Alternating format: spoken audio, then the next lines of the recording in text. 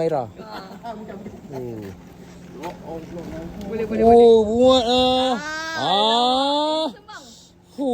Lama. Kepala kat bumbu. Nyantol. Sangkut rokes tu. Okey bang. Okey. Merah. Apa kata kau cari orang yang komen kan, mana yang kau minat, kau DM dia, lepas tu kau ajak dia jalan-jalan naik ni. Diorang nak keluar naik kereta rompong macam ni. Tak apa, mana tahu ramai yang nak naik dengan kau.